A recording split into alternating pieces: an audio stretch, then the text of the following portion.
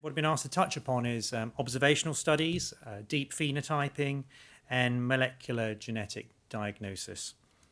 So prospective observational studies could also be called natural history studies of patients with a genetically confirmed inherited retinal disease, aim to determine how these conditions change over time, so to get a better handle on establishing the rate and pattern of progression. And this is critically needed as this type of information is almost universally lacking, or it's based on limited historical or anecdotal findings. And actually getting this information on progression will allow us to provide patients with more reliable information on prognosis, how they'll do over time, and also to better inform genetic counselling that Sue touched upon. It's also a prerequisite for the design of effective clinical trials, including allowing the identification of the optimal timing of therapy, so the window of opportunity, identifying patients who might be most likely to potentially benefit, and determining the most sensitive, reliable, and timely measurements of outcome to determine the treatment effect, any potential benefit, and also any safety concerns are identified early. Now, in-depth or deep phenotyping refers to the detailed testing that we would undertake during one of these observational studies or natural history studies. And they're broadly divided into assessments, tests of retinal structure, retinal integrity, architecture, or retinal function, how the retina is working. And many of the tests that we would do in these research-based observational studies, natural history studies, are only available in the research setting. Some of them are similar to types of tests you'd get in the clinic, but we use more advanced methodology to analyze the data. But principally, they're tests that would not be done in the clinic and only are done in a research environment. So a couple of examples where such testing, such deep phenotyping has helped us improve our understanding of disease and potentially plan for trials has been one form of Leber congenital amaurosis caused by a gene called AIPL1. It's a really very severe form of Leber congenital amaurosis, which is a very early onset from birth or very early infancy, severe blinding condition in infants. And it was thought that it was so severe that these children, right from the get-go, right from birth, would have such limited retinal architecture, structure, that there wouldn't be any possibility of treatment. But that was really based on a lack of evidence base. As my colleague just said, we need evidence to base our decisions upon rather than just people's opinions. And it wasn't until recently, with the advent of handheld OCT, so the sort of imaging technology that my colleague has been showing you, showing those cross-sections of the retina using light, very similar to ultrasound, but using light to take sections of the retina. We're now able to do that rather than it being a chin rest-based sort of testing that you'll have had in the clinic. Now we can have a probe that we hold over the eye of an infant, because clearly a baby or an infant isn't going to sit up on a machine to have an image taken. So we have a handheld device where we can get similar images that allows us to see the retina where previously we couldn't. Because just looking at the retina with any of our microscopes doesn't really give us the three-dimensional image. It may look okay, but actually if you do the imaging, it isn't intact, and vice versa. It can work both ways.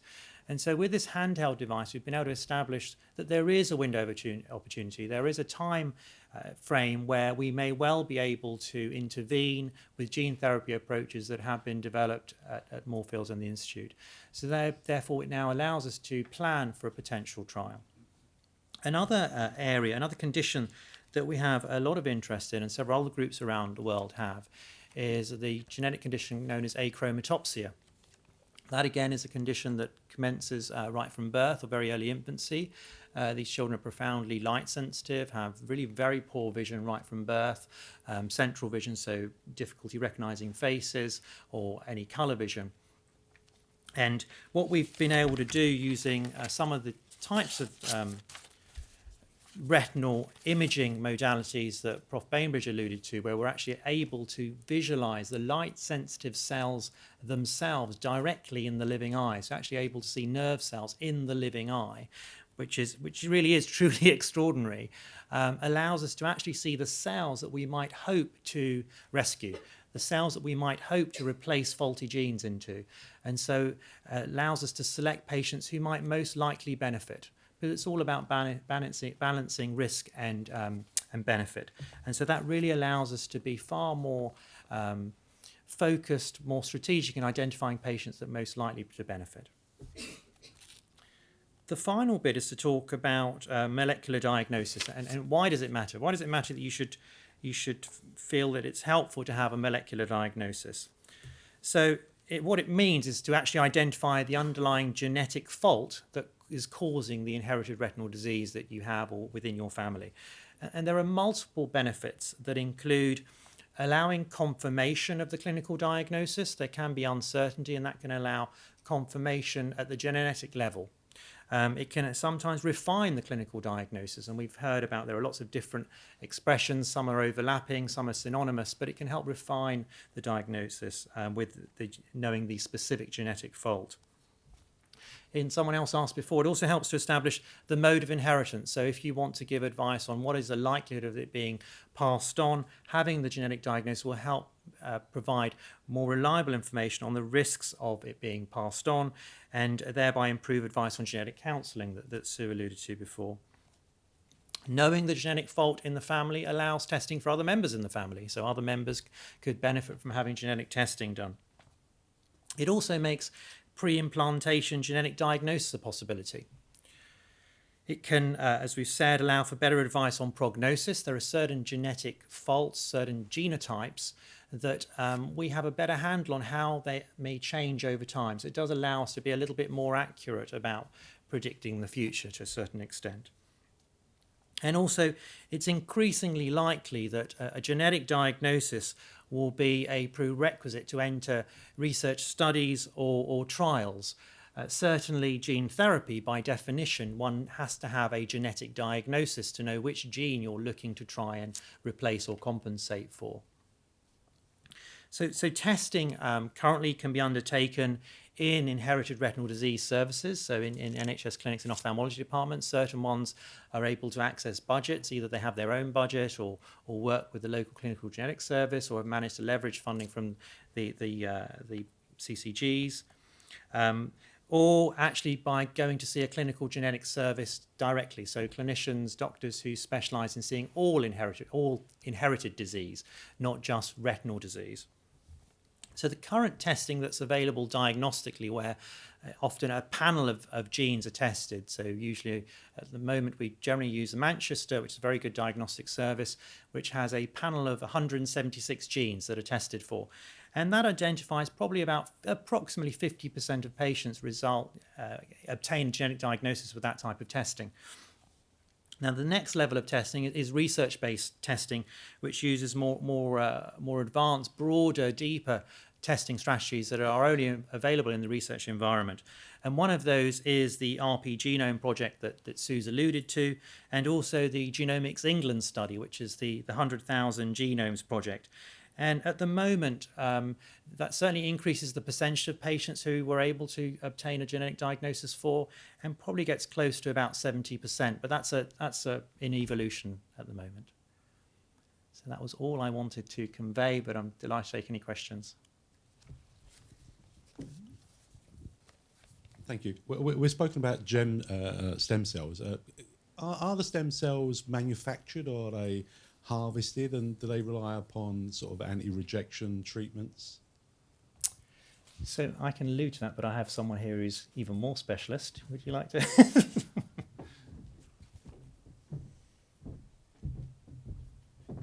So stem cells, as we described earlier, are a form of cell which is a building block, which has the ability to form different kinds, so different specialist sorts of cells. And of course, we were all developed originally from stem cells, from the embryo, into different tissues and organs.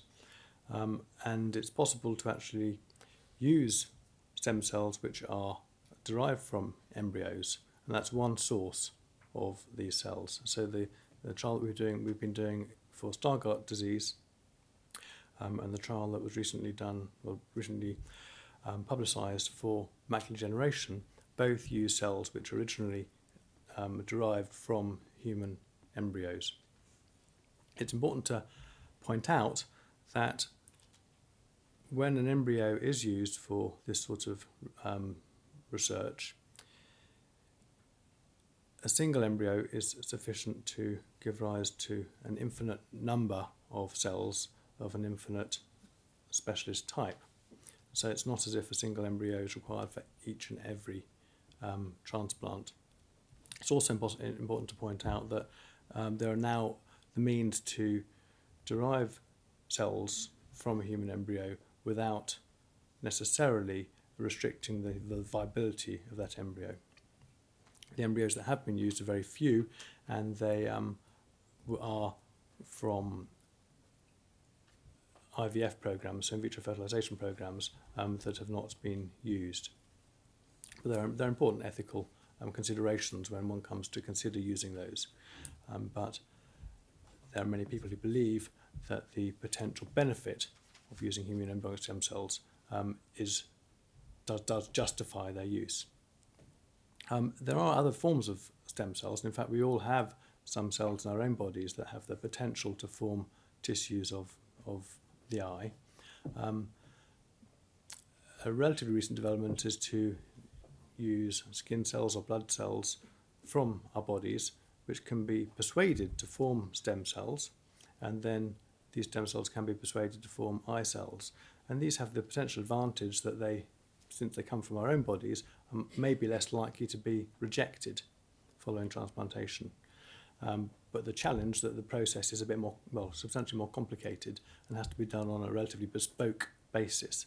So there's quite a lot of resource required. So stem cells can come from other individuals or from ourselves, and there are advantages and disadvantages of each of those approaches. Does that answer your question? Yeah. So clearly for any transplant procedure, rejection is a challenge and potential concern. The use of cells which are derived from the person's own body is a potential advantage that may be much less likely to be rejected. Cells from other individuals, such as from a human embryonic stem cell, may be more likely to be rejected. I think it's very likely that they would get rejected normally, but with the use of immunosuppressive medication, at least for a period, and within the eye, which is relatively protected, unlike other organs, from the immune system, there are reasons why one might expect the cells to survive longer than they would do otherwise. But certainly rejection is a concern that needs to be addressed. Is there an intention or an opportunity for the RP Genome Project to be expanded to include natural history information? My understanding is that it as in current form, it doesn't and it won't, but it seems to be an opportunity to make use of the genetic information that's going to be generated. And so certainly we will be collecting clinical information, but not in a longitudinal serial fashion. But I agree with you, that is a potential opportunity. In some ways, the Genome Project will be identifying patients who can participate in natural history studies and trials. So I agree, they're not necessarily mutually exclusive, but at the moment there's no plans for any serial capture. But many organisations in the UK are funding those natural history studies. There's certainly an acceptance in the wider community that they are critically important and previously not deemed to be interesting enough. But now I think the penny's dropped that actually it's fundamental. Just wondering, identical twins, if one has, and I'm not talking about inherited, I'm talking about other eye diseases, are there any advantages, or could identical twins, for example, could there be something used with the genes of one to help the other, or is that completely we certainly can learn a lot from identical twins. Only because I'm an identical twin, right? So okay. I have. I thought you might. Yeah. Just wondering. So we certainly learn a lot from identical twins, especially if their eye problems aren't identical, and to try and tease out why that might be when they harbour the same gene. They've got the same genes, and so that can be quite a powerful way of trying to identify why that might be. And any of that variability that we see commonly in inherited retinal disease can actually improve our understanding of what modifies disease. But I don't think there's a role using one twin's genes to help the other twin, if that's what you're actually asking. Shucks. Michelle, there's a question here. Hi, I just want to ask a question about Stargardt disease, the stem cell trial in Stargardt disease. How do you recruit? Are you still recruiting, and are you planning further stem cell research study in Stargardt disease? So we've fully recruited, and that data is being looked at now.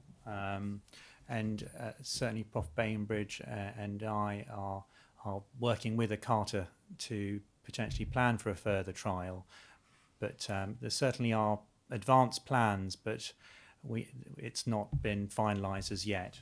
That'd be fair. Yeah. Hello, hi. Going back to the natural history, if it's critically important and it's really helpful for your research, how come it's not included more widely in like the annual appointment you have to attend? It's a good question. So the reason that we don't have the information is that patients haven't been being seen on a regular basis, having the same tests done at each visit. And so the information we have is from routine clinic visits, which are not at set intervals, and different tests are done at different time points. And so that information is limited and is retrospective. And so we need to have a set protocol, a set pattern of tests to be undertaken at set time points in patients who are genetically proven, and that has to be done in a prospective forward way. That's not to say that retrospective data is useless, but it's inherently limited, and so we need to really do things going forward. Thank you. I just want to touch on what the lady said with a 6-year-old. My son, who's with me today, was diagnosed when he was 7 with RP. So he's now 21. And when we first got diagnosed, obviously, you live in hope. And we were told, yeah, there's research being done. 10 years' time, things will develop, hopefully for the better. 14 years on, what has changed in your research for RP? For sure. No, I think that really touches on where we need to be clear about our inability to predict the future. And you're absolutely right. Many of us, when we're pushed, will say 10 years. 10 years sounds a reasonable period of time where we acknowledge the fact that things are challenging and so take longer than we would ideally want, and clearly you would want. But what I would say, what has changed in the last 10 years in a transformational way, I really genuinely feel we're in a new era now. Certainly our understanding of the underlying genetics is incomparable to what was 10 years ago. There are now over 250 genes that are known to cause inherited retinal disease, and the most common form of inherited retinal disease is RP. So that's a huge jump forward for all the reasons I've alluded to. None the least that most of the novel therapies that are now in trial or about to go to trial or planned for trial over the next decade, again I've used that 10-year expression, require an understanding of the genetic basis of the disease. We can't hope to really develop useful treatments without knowing the cause, and the cause in these conditions is the faulty genes. There are now far more clinical trials being undertaken than there were 10 years ago. And it can never develop as fast or as you would like it to be, but I genuinely do feel that I won't be spending my career telling patients there aren't cures. None of us can make any promises, but I'm confident that the multiple avenues that are being explored will result in meaningful treatments.